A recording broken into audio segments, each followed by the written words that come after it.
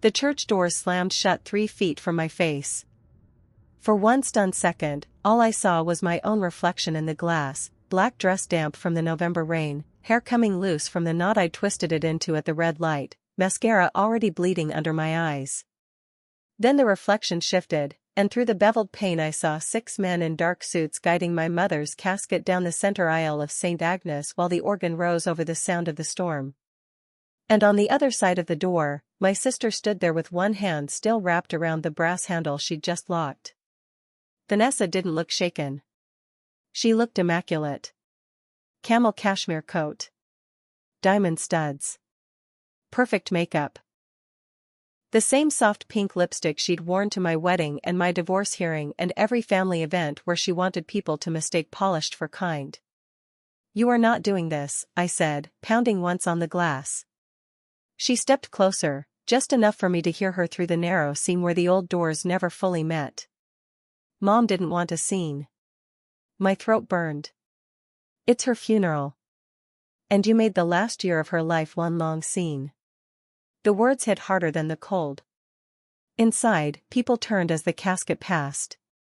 Some of them glanced back toward the entryway, trying not to stare. Others stared anyway. Mrs. Wilkes from the choir. Father Brennan near the altar. My mother's cousin Linda, already crying into a tissue. No one moved toward the door. No one opened it. I hit the glass again. "Vanessa, let me say goodbye." Her face changed for half a second. Not softer. Worse. Nervous. Then she leaned in and said the sentence that split something open in me forever. "You should have thought about goodbye when she was still alive." Before I could answer, a hand touched my elbow. I spun around so fast I almost slipped on the wet stone. It was Mr. Dorsey, the funeral director, pale and uncomfortable, holding a white envelope like it might catch fire in his fingers. "Ms. Brooks Carter," he said quietly, "I was instructed to give you this only if there was difficulty." I stared at the envelope. My name was written on the front in my mother's handwriting. Not printed by an office. Not scribbled by an assistant.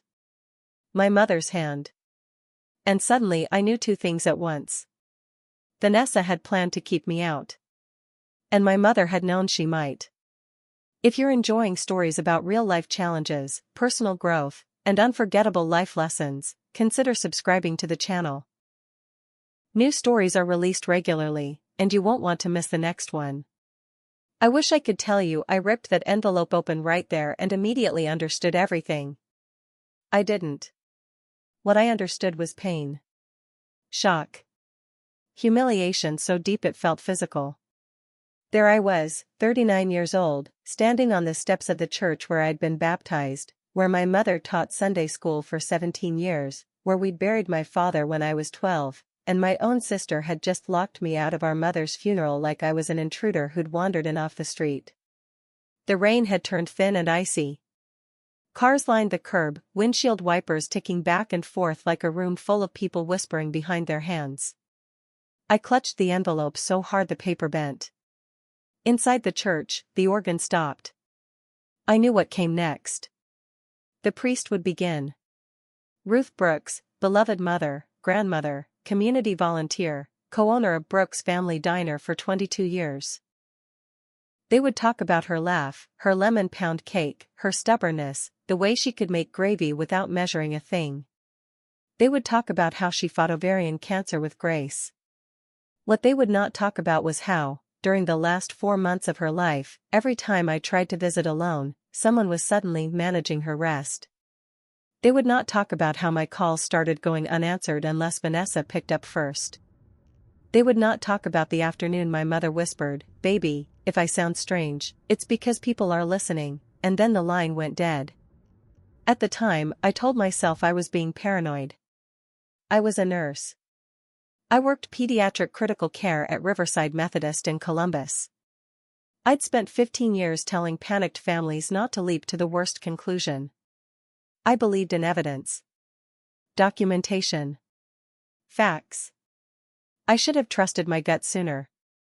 My name is Elena Brooks Carter. I was 39 that fall, living in Worthington, just north of Columbus, in a rented duplex with drafty windows and a washing machine that only worked if you kicked the right corner with your heel. I worked 12-hour shifts in the PICU, mostly nights, and drank too much gas station coffee and not enough water. I had a 14-year-old son named Noah who had my mother's eyes and my habit of overthinking everything until 2 in the morning. I was also 6 months into a brutal post-divorce custody fight with my ex-husband, Adam Carter, who had discovered that concerned father played much better in court than serial cheater with a polished smile and a condo in Dublin. Every week felt like a new invoice, a new motion, a new accusation that my work schedule made me unreliable. My mother had been the one person who never made me feel like I was failing at all of it. When she got sick, I tried to be two people at once, the nurse who understood medication schedules and lab results, and the daughter who still wanted to crawl into her mother's kitchen and let somebody tell her it would all be okay. Vanessa kept acting like those two things couldn't coexist. She was 42, older than me by 3 years, all sharp lines and strategic charm. She sold luxury homes in New Albany and Upper Arlington and had the kind of social media life that made strangers think she'd mastered womanhood. Beautiful listings. Holiday tables. Her husband, Grant, in tailored quarter zips.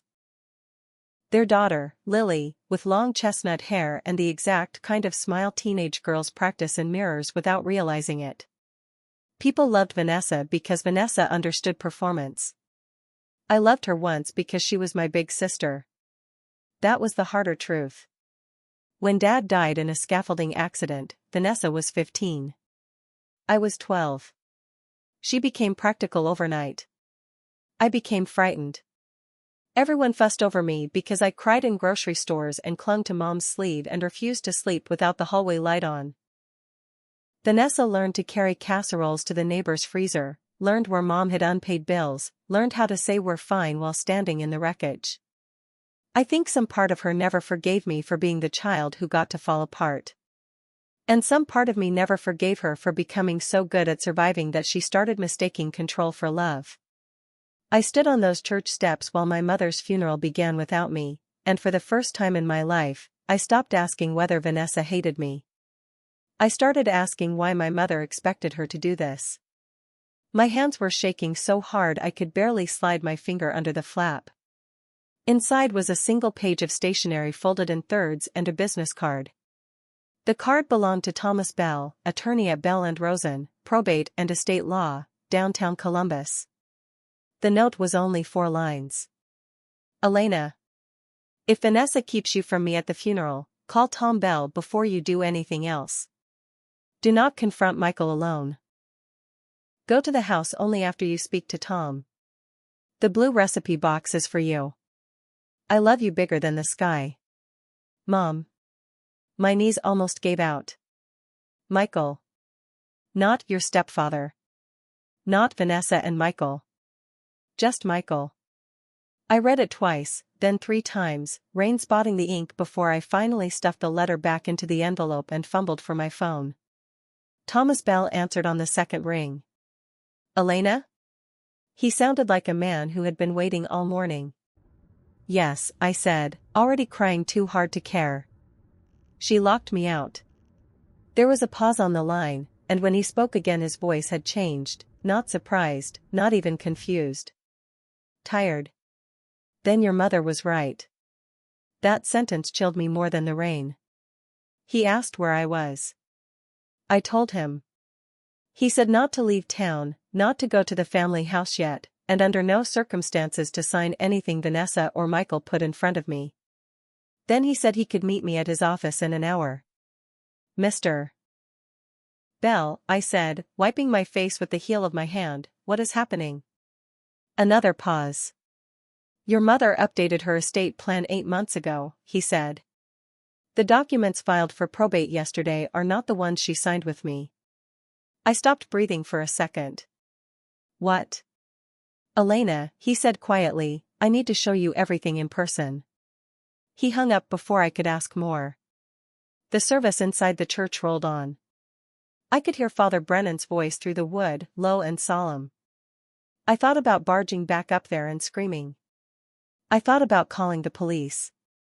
I thought about shattering the stained glass with one of the landscaping stones from the flower bed and walking through my mother's funeral bleeding if I had to. Instead, I stood there until the end because leaving felt like surrender. People filed out 45 minutes later under umbrellas and careful expressions. Some avoided my eyes. Some didn't. A few came over with the bright, painful awkwardness people wear when they don't know whether they're approaching the wounded person or the dangerous one. Mrs. Wilkes touched my arm. "Honey, I'm so sorry." "For what?" I asked. Her face fell. "We were told you weren't coming." By Vanessa, of course. Not delayed. Not ill. Not on the way. Not coming. The cruelty of that nearly undid me more than the locked door. Then Vanessa emerged from the church under the awning, one gloved hand resting lightly on Michael Harlan's arm. He was 71, silver-haired and courtly-looking, with that smooth, gentle voice people trusted too fast. He had married my mother 8 years after Dad died. By then I was in nursing school and Vanessa was newly engaged. Michael brought flowers, manners, retirement money, and a way of speaking that made every selfish thing sound reasonable. He caught my eye and sighed like I was embarrassing the family at a nice restaurant. "Elena," he said, "this is not the place." I laughed once, sharp and ugly. "You don't get to tell me what the place is." Vanessa stiffened. "Don't do this in front of everyone." "You mean like locking me out in front of everyone?" Her jaw flexed. Michael stepped in. "Your mother needed peace in her final months," he said softly. "We all made hard choices."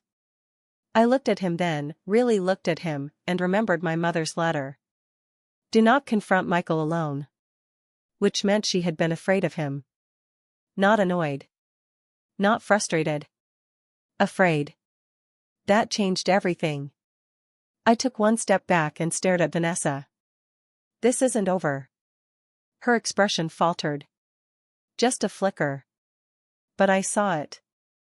Good. Let her wonder what I knew.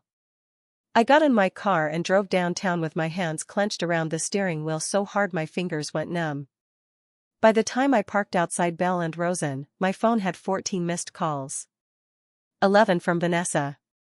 2 from Adam. 1 from Noah. I called my son first. "Hey, buddy. Where are you?" Noah asked. His voice was small in the way it only got when he was trying not to sound scared. "Aunt Vanessa posted a picture from the church. You weren't in it. Are you okay?" My throat tightened. "I'm okay." That means you're not okay. 14-year-old boys were supposed to grunt and shrug and pretend nothing mattered. My son had always been too observant for that. "I'll explain everything when I get home," I said. "I promise." "Did they really not let you in?" I closed my eyes. "Who told you that?" "Lily texted me. She said there was drama and her mom was trying to protect Grandma's memory." He hesitated. "Then some number I don't know sent me a screenshot of a Facebook comment saying you skipped the funeral." A cold, deliberate anger settled in my chest. Adults could lie about me all day long. The second they dragged my child into it, something feral woke up in me. "I need you to listen carefully," I said. "I did not skip anything. I loved Grandma. None of this is your problem. And nobody gets to use you to make me look bad, okay?" "Okay. I love you." "I know. Call me after?" "I will." I hung up and sat in the parking lot long enough to pull myself together, then went upstairs to Thomas Bell's office. He was in his 60s, broad-shouldered, with a face that still looked like a high school football coach even in a charcoal suit. He had handled my parents' basic paperwork for years.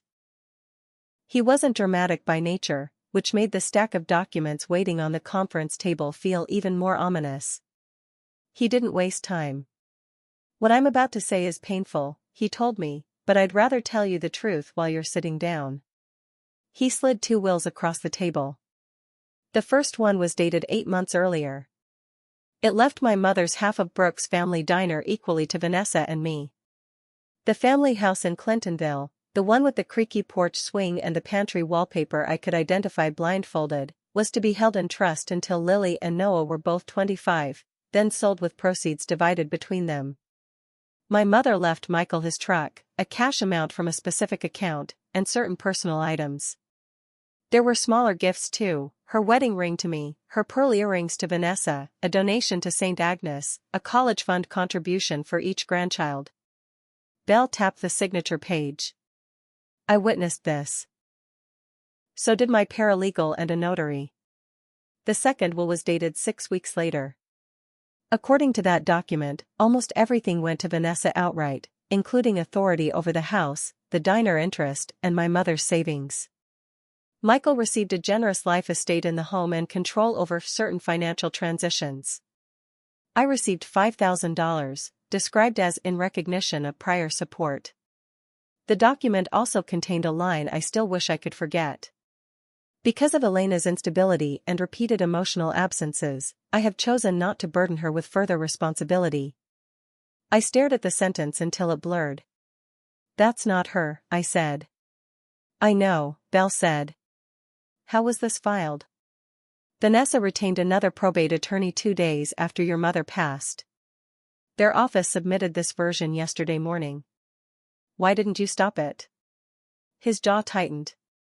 I was not informed of Ruth's death until after the filing. Michael called my office last week to say your mother wanted to simplify some matters and would no longer require our services. My assistant found it odd, but without your mother present, we couldn't act.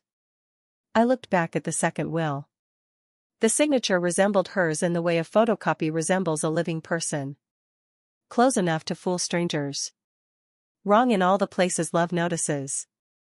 What about the note? I asked. The blue recipe box. Belle reached into a folder and pulled out another piece of paper, a memo typed on his letterhead but signed in my mother's hand. Ruth came to see me alone about 3 months ago, he said. She told me she suspected financial interference at home. She said if anything happened to her suddenly, I was to give you her note if you were denied access to the funeral or prevented from visiting privately. She also said there were original materials hidden in a blue recipe box in the house. My chest tightened. She knew. She feared, he corrected. Which means she planned. That was almost worse. Because planning meant my mother had spent some part of her final months watching danger move through her own home and deciding what to do if it got worse after she died. Belle folded his hands. There's more. 2 refinance documents were filed against the Clintonville property in the last 5 months. I jerked my head up. That house was paid off. It was. He slid the papers toward me. $50,000. Then $90,000 more.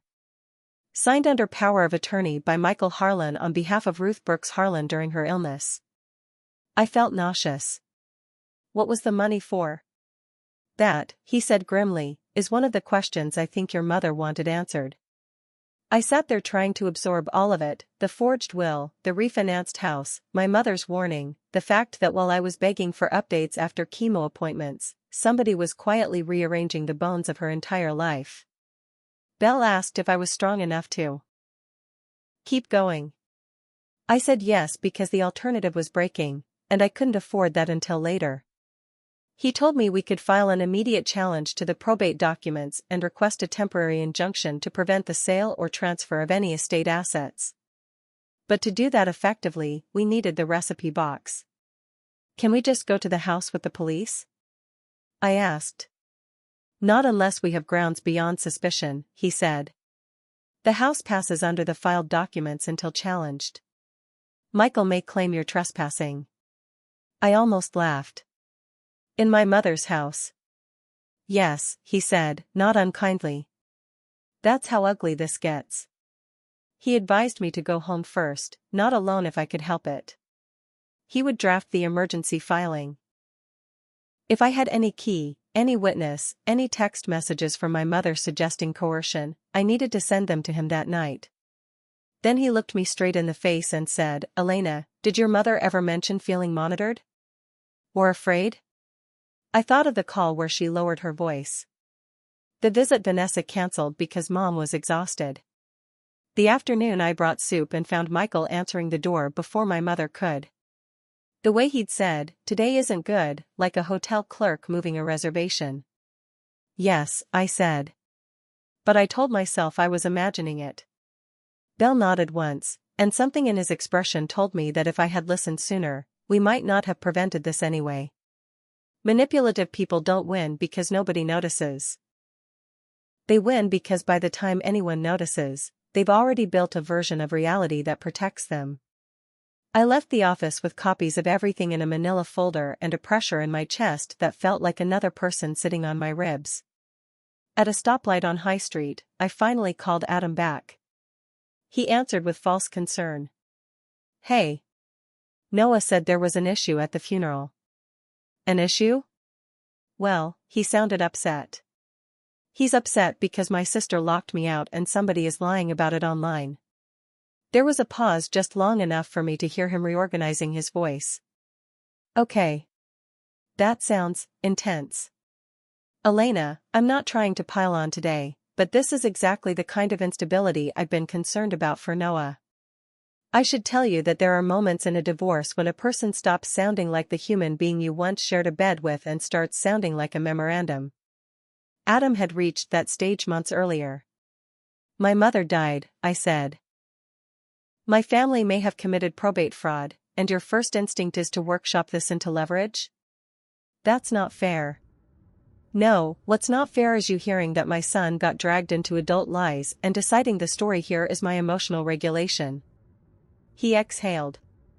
"I think Noah should stay with me tonight. Over my dead body." But I didn't say that. I said, "Noah stays where Noah wants to stay. We'll discuss it with counsel." I hung up on him before I said something that would actually make its way into a filing. By the time I got home, dusk had begun to settle over the duplex windows in that flat gray Ohio way that makes every branch look like it's been sketched in charcoal. Noah was waiting at the kitchen table in his school hoodie, long legs stretched out, geometry book open but untouched. He stood the second he saw my face. "Oh, Mom. That did it. Not the funeral. Not Belle's office. Not Adam." My 14-year-old son saying 2 words in that soft, broken voice. I folded into him right there in the kitchen. Noah had been all elbows and sneakers just a year earlier, still leaving cereal bowls in the sink like they reproduced there, still pretending to hate hugs unless he was scared. Now he wrapped his arms around me carefully, like he knew exactly how shattered I was and didn't want to crack anything further. We stood there until I could breathe again. Then I told him most of the truth. Not every legal detail. Not every ugly suspicion. But enough. I told him Vanessa locked me out. I told him Grandma had left me a note. I told him I might have to fight for what Grandma really wanted. I told him none of it was his fault. He listened like he was older than 14. When I finished, he was quiet for a long time. Then he said, "Grandma wouldn't have wanted you outside." "No," I said. "So either Aunt Vanessa is lying, or someone lied to her." I stared at him. That's the thing about children who grow up around conflict. They learn to locate the fracture line faster than adults do. "Maybe," I said. He looked down at the table, then back up. "Are we going to Grandma's house?" "I don't know yet." "Then why did you bring the emergency tote from the trunk?" I blinked. "You saw that?" He gave me the faintest version of a smile. "Mom, I live with you. I know what your nurse face means." My nurse face. Focused. Contained. Too calm to be calm. I sat back down at the table and spread out the papers Belle had given me. Noah skimmed them with the same furrowed brow he wore when he took apart robotics kits. When he saw the refinance documents, he looked up sharply. "Did Grandma know about these?" "I think she suspected." "So somebody borrowed against her house?" "Yes." And now they're trying to act like it's normal? Yes. He stared for a second longer. Then we should go tonight before they move whatever's in that box. I wanted to tell him absolutely not. I wanted one thing in my life to remain age-appropriate and safe and untouched by this mess. But the truth was, he wasn't wrong. And the even uglier truth was, I had nobody else I trusted enough to bring with me. At 8:30, after Bell texted that he'd file the injunction first thing in the morning, Noah and I drove to Clintonville. The house sat on a quiet street lined with old maples and front porches, the kind of neighborhood where kids still rode bikes in the summer and everyone had opinions about leaf pickup. I learned to tie my shoes on that porch. I kissed a boy named Tyler Metz behind those hydrangeas when I was 16. My mother had painted the front door robin's egg blue after Dad died because, she said, grief was heavy enough without coming home to something dark. Now the porch light was off. Michael's car was gone. Vanessa's Lexus was gone too. The house looked wrong in the dark, like someone had taken a breath out of it. I still had an old key on my ring, more sentimental than practical. I slipped it into the lock expecting resistance. The door opened. Noah and I stepped inside to the smell of lemon cleaner and stale flowers. Not my mother's usual vanilla and garlic and whatever pie she was threatening to make. Somebody had cleaned too recently, too thoroughly, the way people do when they don't want a place to feel lived in. Stay close, I whispered. The living room was stripped of hospital equipment. No oxygen machine. No medication cart. No Afghan folded over the recliner. Her framed photos were still on the mantel, but two spaces sat conspicuously empty, pale rectangles on the wall where something had been removed. The pantry was off the kitchen. I crossed the room in 3 strides and dropped to my knees on the old linoleum floor. The wallpaper still held the same faded yellow pears from my childhood. On the lower right side, beneath the narrow shelf where Mom kept flour and canned tomatoes, one board looked newer than the others. I slid a butter knife under the seam and lifted. There it was. A dented blue metal recipe box with rust near the hinge and my mother's label on the front in cursive tape, Brooks Family Favorites. My hand shook as I pulled it out. Inside were recipe cards on top, banana pudding, pot roast, the peach cobbler Noah loved. Beneath them, wrapped in a dish towel, were 3 envelopes, a small flash drive, a key, and a spiral notebook. I had just reached for the first envelope when headlights swung across the kitchen window. Noah froze. Mom. Car door slammed outside. Voices. One of them was Michael's. My pulse jumped into my throat. Take the box, I whispered. Back door. Now. We moved fast through the mudroom just as the front door opened and Michael called, "Hello?" I had forgotten the kitchen security chime. It gave a cheerful electronic ding as we slipped out the back. We ran through wet grass to the alley, Noah clutching the recipe box under his coat. My shoes slid in the mud. Behind us I heard Michael's voice sharpen. "Who's there?" Then the back door banged open. "Elena." I didn't turn around. We made it to the car with my heart trying to beat out of my chest. Noah dove into the passenger seat. I started the engine just as Michael reached the curb, coat flapping open, face stripped of all its funeral gentleness. He pounded once on my window. "That belongs to the estate." I met his eyes through the glass. "So did my mother," I said, and drove away. We didn't open the box until we got home and locked every door. The first envelope held a handwritten letter addressed to me. The second was labeled for my girls. The third was marked Tom Bell. I started with mine. "Elena, if you found this, things went worse than I hoped they would. I'm sorry.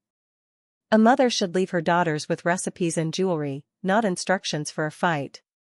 There are things I did wrong because I thought time would let me fix them gently. Time is a liar."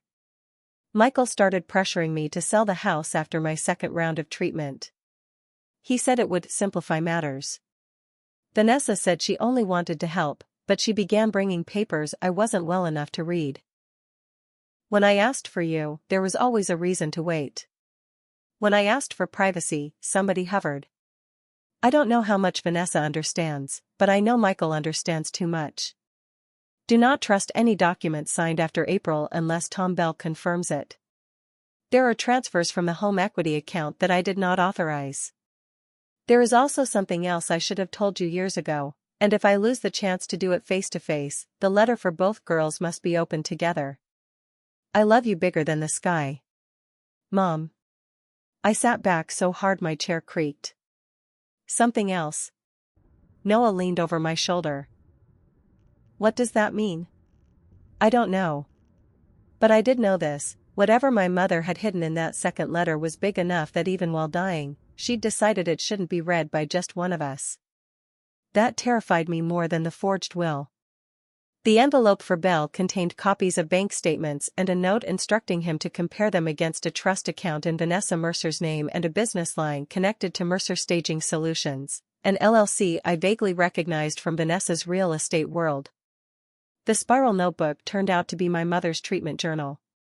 At first it was ordinary. Nausea after chemo. Soup tasted metallic. Elena brought lilies, too strong, tell her next time daisies. Noah fixed the Wi-Fi. Lily forgot her sweater again. Small, domestic notes from a woman trying to keep control of a body betraying her. Then, 3 months before her death, the tone changed. Michael reviewed mail before breakfast. Vanessa says she's screening stress. Asked for bank file, told not to worry. Called Elena at 2:15 while Michael was at pharmacy. Need copies. Need Tom. A week later. He says house should go to V because he is unstable. Where does he get this language? Another entry. Overheard Michael on porch, once probate starts, it won't matter what she meant. I couldn't breathe. Noah was reading over my shoulder now, his face pale. Mom. I closed the notebook. That's enough for tonight. But it wasn't enough. It wasn't even close. Because just as I reached for my phone to call Belle, it lit up with Vanessa's name. I let it ring once, twice, 3 times.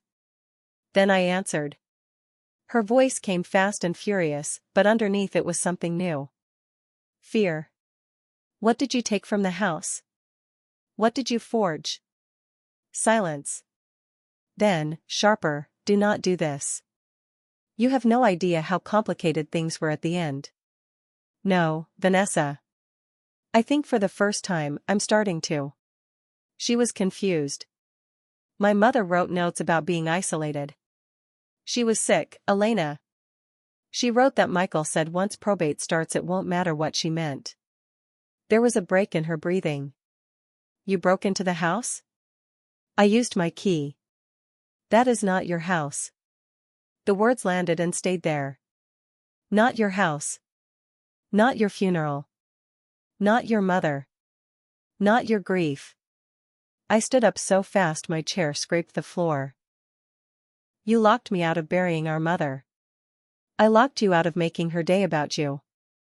Our mother left me instructions in her own handwriting because she expected you to do exactly that. Another silence. Then she said, quieter, what letter? Too quick. Too hungry. Which meant she didn't know. Good. Tell Michael, I said, that whatever game he's been playing is over. I hung up. Noah looked at me. She doesn't know everything, does she? No. So he used her? I don't know yet. He considered that. You think maybe she helped him anyway? Yes. He nodded slowly, the way you do when you hate an answer but recognize it as true. We didn't sleep much. At 5:30 in the morning, while the sky was still a dark wash behind the duplex blinds, I made coffee and opened my mother's journal again. The farther I read, the clearer the pattern became. She recorded dates when she asked for Belle. Dates when Vanessa canceled my visits. Dates when Michael handled medications. She never sounded delirious. She sounded trapped and desperately methodical. At 7, Belle called after reviewing photographs of the documents I'd sent overnight. The bank statements are real, he said. And if the signatures on the refinance documents were executed under a power of attorney not in my files, we have a larger issue. He told me to bring everything immediately. He also told me not to contact Vanessa again until we'd filed. Too late for that, but I didn't mention it. By noon, Belle had an emergency petition ready. By 3, the probate court granted a temporary order freezing major estate transfers pending review. It wasn't a victory. It was a pause. But in family warfare, sometimes a pause is enough to expose who panics first. Michael panicked first. He came to the hospital at 6:15 that evening. I was in the staff lounge halfway through a protein bar and a chart note when a unit clerk poked her head in and said, "Elena? There's a man downstairs asking for you." Older, nice coat, looks like money and bad timing. I knew before I looked out the window. Michael stood in the main lobby near the volunteer desk, hands folded over his umbrella, polite as a man waiting to discuss charity donations. I should have refused to go down. Instead, I did what daughters do for far too long when men like Michael are involved. I thought maybe this time the conversation would make sense. It didn't. "I wanted to avoid involving your workplace," he said once we were outside under the awning. "But you forced matters." "I forced matters?" He ignored that. Thomas Bell filed an aggressive petition based on stolen private materials. They weren't stolen. My mother hid them for me. That's your interpretation. No, Michael. Her handwriting is pretty straightforward. A muscle jumped in his jaw. Your mother loved you. But she was not always clear-headed near the end. I had spent years watching exhausted parents sit beside intubated children. I knew what real fear looked like. I knew what grief looked like. Michael looked annoyed. Controlled. Strategic. "What did you do with the money from the house?" I asked. That money covered care. $90,000 of care? Funny, because Medicare and her supplemental plan covered a lot, and the journal she left says you were trying to simplify matters before her second-to-last treatment. He gave me a long look. "Ruth worried about you." "Try that again." "She worried that your divorce, your debts, your emotional instability." I laughed out loud. There are moments when a liar overplays the hand so badly they stop being frightening and start being useful. Hearing Michael use the word instability again told me exactly where the forged language came from. "My mother didn't talk like that," I said. "You do." His pleasant mask slipped. "You think righteous anger is the same as competence," he said quietly. It isn't. Vanessa was there.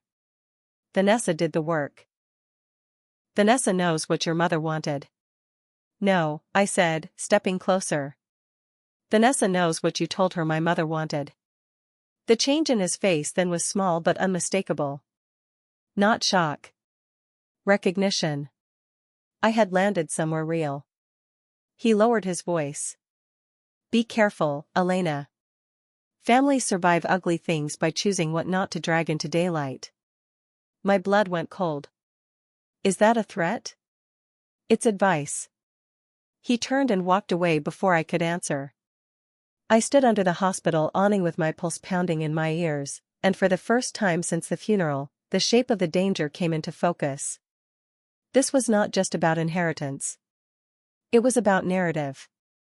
If Michael could paint me as unstable, grieving, vindictive, financially desperate, then every real question I asked could be dismissed as exactly what a bitter daughter would ask after getting less than she expected. That night, I went home and found Noah at the kitchen table doing algebra while pretending not to watch the front window. "How bad?" he asked. "Bad enough that we keep everything documented." He nodded. "Already started." He turned his phone around. He'd made a timeline. Texts from Vanessa canceling visits. My screenshots of missed calls from Mom. The funeral photo Lily posted with the caption "Grateful for everyone who showed up for Grandma with love and peace." The anonymous message Noah had received implying I skipped the service. I stared at him. When did you do this? During study hall. You're 14. That doesn't mean I'm useless. It also didn't mean he should have been carrying any of this. But I knew better than to tell a wounded boy to feel less helpful. So I squeezed his shoulder and said, "You're not useless. You're incredible. And I hate that you're in this." He shrugged in that teenage way that was meant to look casual and failed. Grandma was in it first. That sentence stayed with me. Grandma was in it first. The next revelation came from an unexpected place, Brooke's family diner. My mother and her younger cousin had bought the place together in the 90s when it was failing. By the time I was old enough to work a register, it was the kind of Columbus institution people called unchanged in the best way. Red vinyl booths. Chrome-edged counter. Pie case near the front. Police officers at breakfast. Church crowds after Sunday service. Construction workers at 6 a.m. My mother knew half the regulars by name and the other half by order.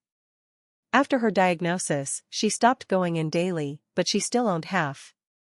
On Friday morning, 2 days after the funeral, Sam Patel called me from the diner. Sam had managed the place with my mother for years after buying the cousin's share. He was in his 50s, level-headed, unfailingly gentle, and one of the few men I trusted without translation. "Elena," he said, "I think you need to come by before Vanessa does." I went straight there after my shift. The bell above the diner door gave its usual bright jingle, and the smell of bacon grease and coffee hit me so hard I nearly broke. My mother used to stand behind the pie case on winter mornings in thick socks and tell everybody they looked hungry whether they did or not. Sam was waiting in the back office with a ledger and a sealed business envelope.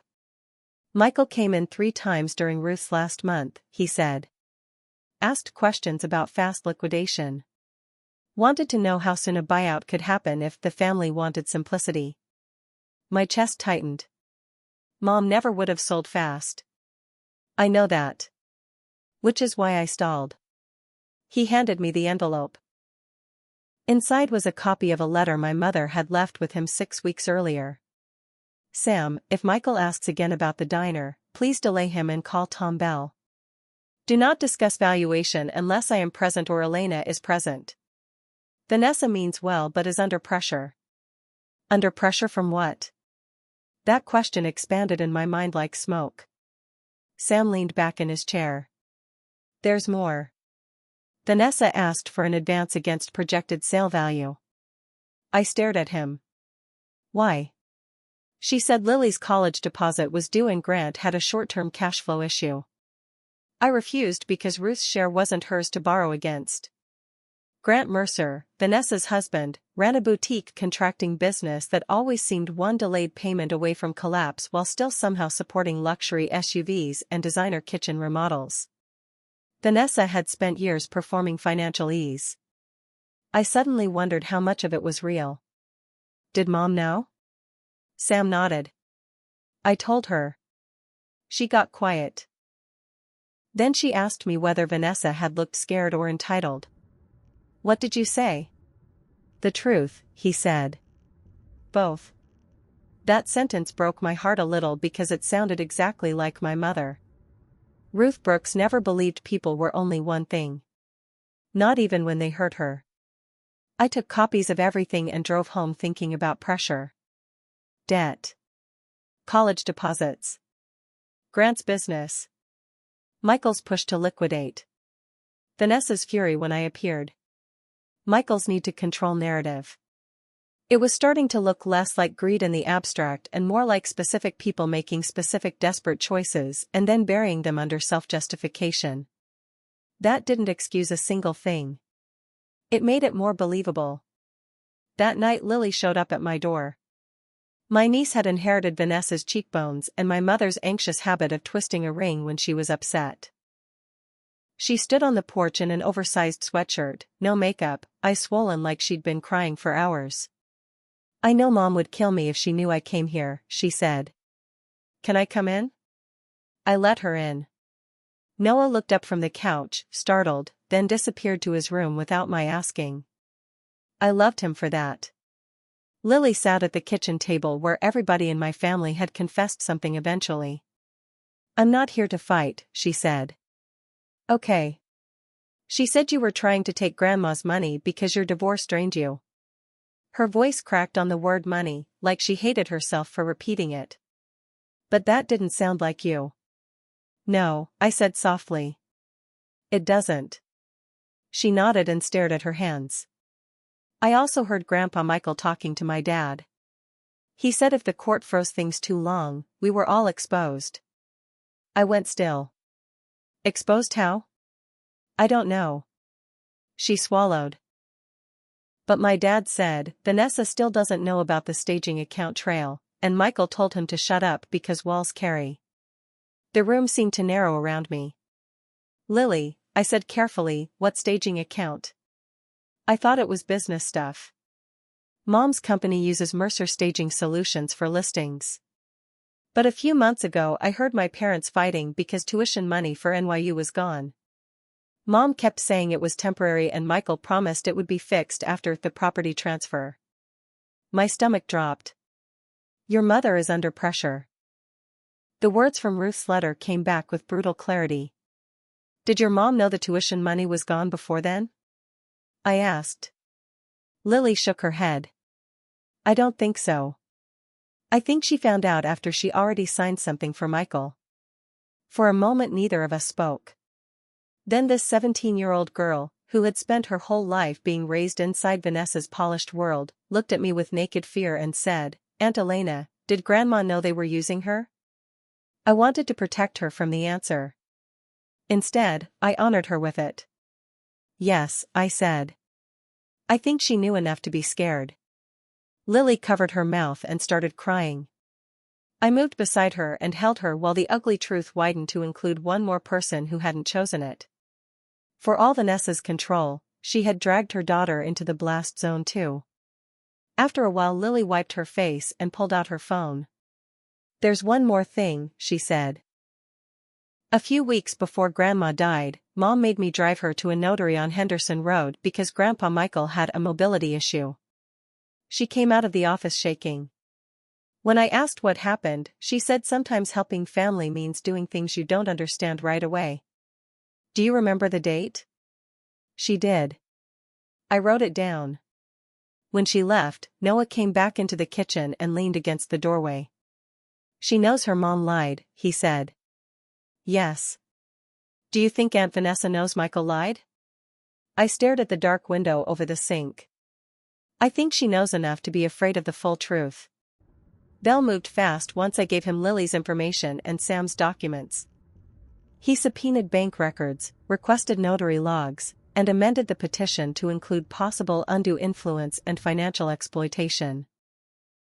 Michael's attorney responded by portraying me exactly as Michael promised: erratic daughter, financial motive, estranged from late mother, creating chaos during a sacred time.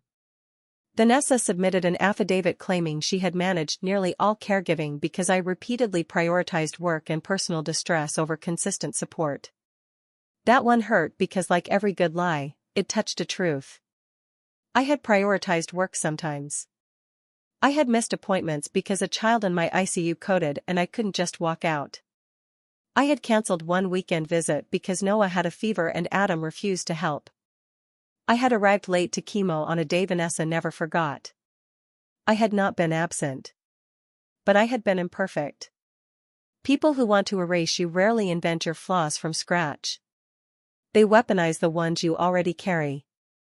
For 3 straight nights, I slept in 90-minute increments and woke with my jaw aching from clenching it. Belle said that was normal. My therapist, whom I restarted with after the divorce, said it was grief layered on betrayal.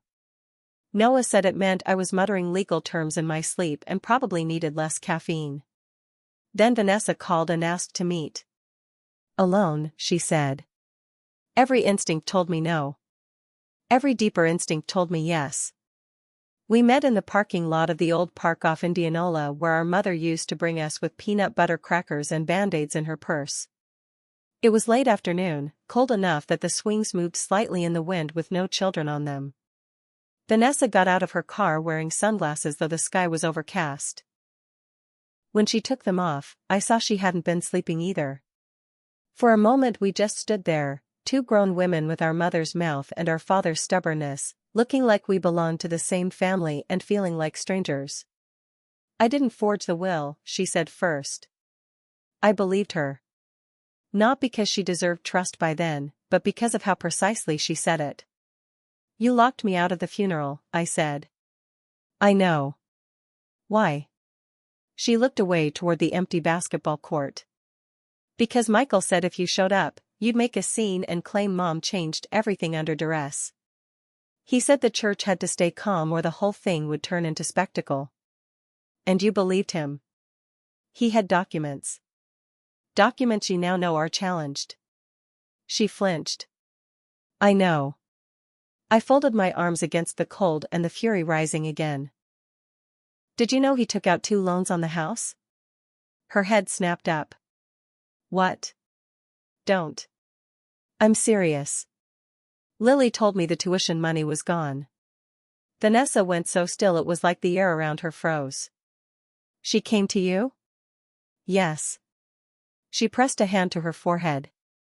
For the first time in my life, my sister looked less like a queen and more like a woman standing on cracked ice. "I thought," she said slowly, "I thought Michael moved money from one of Mom's investment accounts to cover a short-term loan for Grant. He said it would be put back after the house transfer because Mom wanted me to have the property anyway."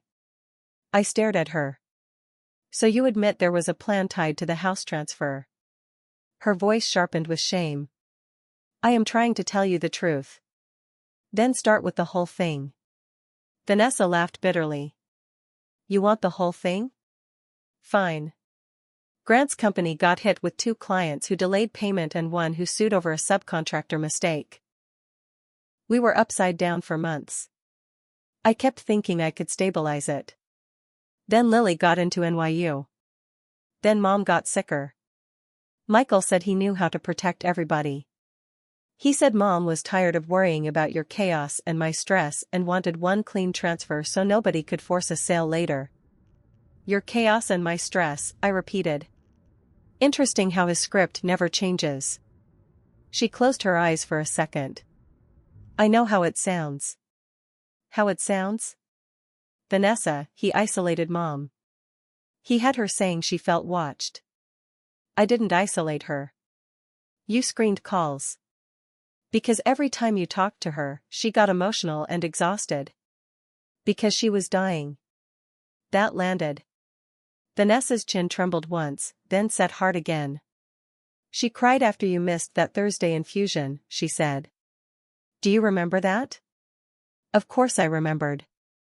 A 7-year-old patient of mine had crashed. I had performed chest compressions on a child while texting Vanessa that I was stuck in emergency care and would come afterward. By the time I arrived, Mom was asleep and Vanessa said not to wake her. "I remember," I said. "She told me then that she was tired of never knowing if you'd show." Anger flashed through me. "And did she tell you the reason? Or were you too busy enjoying being the dependable one?" Vanessa reeled back like I'd slapped her.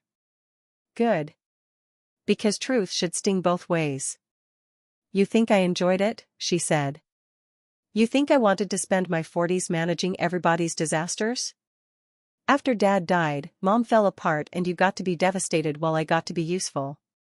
Then you grew up and married Adam and made your own mess, and somehow Mom still saved her softest voice for you." I stared at her. There it was. Not money. Not property. The oldest wound in the room. "She loved you," I said. Vanessa laughed once through her nose. "Not the way she loved needing me." That sentence gutted me because it was painfully, maybe tragically, accurate. Mom did rely on Vanessa. She trusted her to carry practical burdens. She turned to me for tenderness. To a girl already forced into competence, that difference could feel like neglect. But grief does not absolve cruelty. "You still locked me out," I said.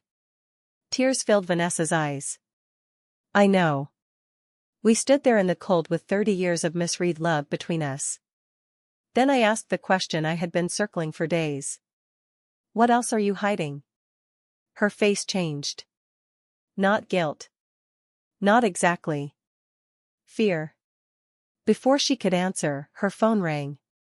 She looked at the screen and went white. "Who is it?" I asked. She didn't answer. I caught a glimpse before she turned it over. "Michael." She silenced it. Then she said, so quietly I almost missed it, "There's something he told me about Mom and Dad. I don't know if it's true." My pulse kicked. "What?" She opened her mouth. And then a truck tore into the lot too fast, tires spitting gravel. Grant Mercer got out looking half-crazed, tie loose, hair disheveled, face red with panic. "Vanessa," he shouted, "we have a problem." He saw me then and stopped short, but it was too late. "What problem?" Vanessa demanded. Grant looked between us and lowered his voice. "Belle subpoenaed the staging account." The world tilted. Vanessa took a step back. "What account trail?" Grant stared at her. And in that single awful second, I understood something he didn't know he was revealing. Vanessa truly didn't know the whole scheme. Grant cursed under his breath.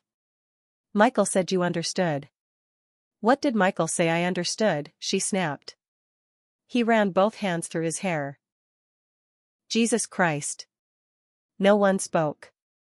Then Vanessa whispered, "What did you do?" Grant looked at me, then at his wife, and whatever calculation he made, it failed under the weight of her face. "Michael moved the second draw through Mercer staging," he said. "He said it was cleaner that way. Temporary. We paid off the business line, moved some to cover Lily's tuition hole, and the rest was supposed to be repaid from sale proceeds once the house transferred and the diner interest liquidated." Vanessa made a sound I had never heard from her before, small, wounded, almost childlike. "You told me it was Mom's idea." Grant looked miserable. "That's what Michael told me." She turned to me, stunned. "I swear to God, Elena, I did not know about a second draw." I believed that too. And somehow believing her made me even angrier. Because the truth was no longer simple. Vanessa wasn't the mastermind I'd needed her to be in order to hate her cleanly. She was something harder, a proud, damaged woman who let herself be used because the lie being offered to her fed an old hunger. Belonging. Validation. Security. Grant started toward her. "Vanessa." She stepped back. "Don't." He stopped. I should have said something cutting then. I should have taken satisfaction in watching the elegant machinery of Vanessa's life finally crack open in public. Instead, all I could think was that my mother had been dying in the middle of this. Dying, and trying to leave breadcrumbs. "I have a letter for both of us," I said. Vanessa looked up sharply. "From Mom." Her lips parted. "She said it has to be opened together." Grant swore again under his breath. "Not here," Vanessa said immediately. "Then where?" Her eyes filled, then hardened. "At the house." The same house she'd told me wasn't mine. The irony nearly broke me. But I nodded. We agreed on the next evening. Belle insisted a witness remain nearby, so Sam waited outside in his truck while Noah stayed at Lily's request with her in the front room. Neither teenager was children anymore, but neither deserved front-row seats to what came next. Vanessa and I sat at the kitchen table where our mother had patched jeans, balanced checkbooks, iced cupcakes, and once taught me how to make pie crust with cold hands and low expectations. The overhead light buzzed faintly. The pantry floorboard still didn't sit quite flush. I placed the sealed envelope between us. "For my girls." Vanessa stared at our mother's handwriting like it might speak before the paper opened. "Do you think it's about the money?" she asked. "No." "Then what?" I met her eyes. Something she believed mattered more. Her hands trembled when she reached for the flap. "Open it with me." So we did. Inside were 2 pages. "My girls. If you are reading this together, I am gone or nearly gone, and I did not find the courage to tell you face to face what should have been told long ago. I believed I was protecting our family. What I really protected was silence. Before your father Jack and I married, we had a hard year. He was drinking too much. We separated for 4 months. During that separation, I made a terrible choice and spent one night with Michael Harlan, who was already charming and already selfish in ways I did not yet understand. When Jack and I reconciled, I discovered I was pregnant with Vanessa. Jack knew there was a chance he was not her biological father. He chose me anyway. He chose the baby anyway. He said a man is the one who stays. He stayed. He loved Vanessa as his daughter in every way that mattered. Michael knew the truth. He left town before she was born and did not return until years after Jack died. I never told either of you because Jack asked me not to let biology damage what love had already made real. But secrets have a way of rotting the boards they're hidden under. If Michael used this truth to manipulate Vanessa, then that is my fault for giving him a weapon through silence. Vanessa, if you ever learn this from him instead of me, please know this: Jack Brooks was your father because he raised you, loved you, protected you, and chose you every single day. Blood can explain a beginning. It cannot define a life. Elena, I know you will be hurt by what I hid. I know you may feel I trusted silence more than I trusted you. Maybe I did. For that I am sorry beyond words. You are sisters. Not halves. Not technicalities. Sisters. Do not let Michael turn old wounds into your inheritance. I love you both bigger than the sky. Mom. By the time I finished reading, Vanessa had stopped making any effort to stay composed. Tears slid down her face unchecked. She looked 20 years younger and 10 times more tired. I couldn't move. Memories were rearranging themselves in real time. Michael reappearing when I was in nursing school. The way he and Vanessa seemed weirdly drawn to each other and yet brittle too. The strange intensity with which he praised her judgment. The way Mom sometimes watched them both with an expression I used to mistake for guilt about Dad and now understood was exactly that, along with fear. Vanessa pressed the heel of her hand to her mouth. He told me, she whispered. I swallowed hard. When? 2 months before Mom died. The room spun. Why didn't you say anything? She laughed through tears, erect, bitter sound. Because do you know what it does to your head to be 42 years old and suddenly hear that the man you thought was your stepfather is your biological father and the father who raised you knew and never told you? She looked at me with naked anguish. I felt stupid. Betrayed. Special. Sick. All at once. I closed my eyes for a second. Of course she had. And Michael said Mom wanted to make things right, Vanessa continued. He said she felt guilty and wanted to leave the house to me because I had carried the family for years. He said you'd be fine because Mom always knew how to rescue you. The last part came out with old venom still attached, but now I heard the wound under it. He knew exactly what to say. You still chose him over me. Yes. She didn't dodge it. I did. I opened my eyes. Why? Because he gave language to everything ugly I already feared was true. The honesty of that hit like a punch. She went on, voice shaking. He told me Jack loved me, but not in the way a father loves his own blood. He said Mom leaned on me because she knew I was strong but her heart belonged to you because you were hers and Jack's clean story. He said I had spent my whole life earning a place that should have been guaranteed. That's not true. It felt true. We sat in the wreckage of that. Then I said the hardest thing I'd said all week. Dad loved you. There was never a difference. Vanessa started sobbing. I moved before I could think better of it, crossing to her side of the table with a box of tissues from the counter. For a heartbeat I almost put a hand on her shoulder the way I might have years earlier. Then I stopped, not because I didn't want to comfort her, but because comfort without accountability would have been another lie. So I set the tissues down between us and said, Mom was wrong to hide it. Michael was evil to weaponize it. And you still helped him destroy her last months.